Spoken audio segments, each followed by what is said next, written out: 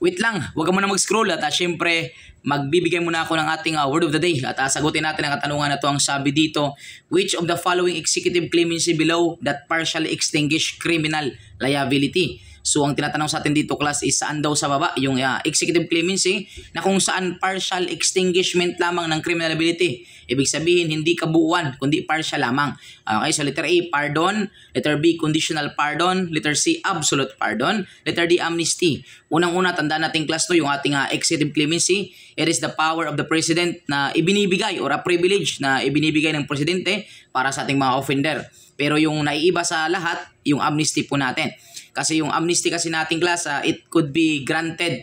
Pwede siyang i-grant even before trial or after trial or even or before or after conviction.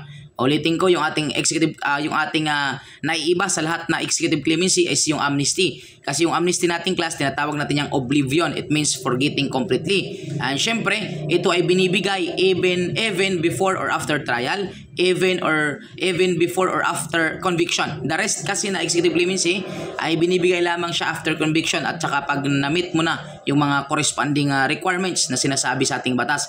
Okay, so now, ang tinatanong sa atin dito is executive clemency which is partially extinguished. So, unang-una sa lahat, ikis yung amnesty natin. Kasi yung amnesty, totally extinguished criminal liability yan eh. Okay? Okay, dito naman tayo sa letter A, pardon. Tandaan natin class, yung pardon masyado siyang generic. Kasi yung pardon may dalawang klase yan. It's either conditional or it's either absolute.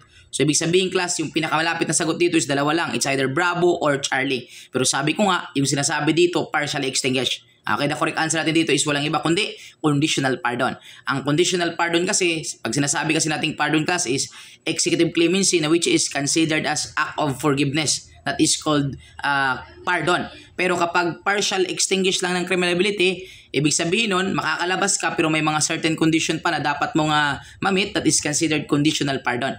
Okay, pero pag absolute pardon kasi pag nakalabas ka, totally extinguished criminal liability na yan. Okay, pero tandaan natin class, lahat po ng ating executive clemency, kagaya naman ng pardon, amnesty, kahit conditional, kahit absolute pardon, they did not extinguish civil liability. Okay? It may be extinguish criminal liability partially or totally. Criminal liability lang yung pinag-usapan natin dito.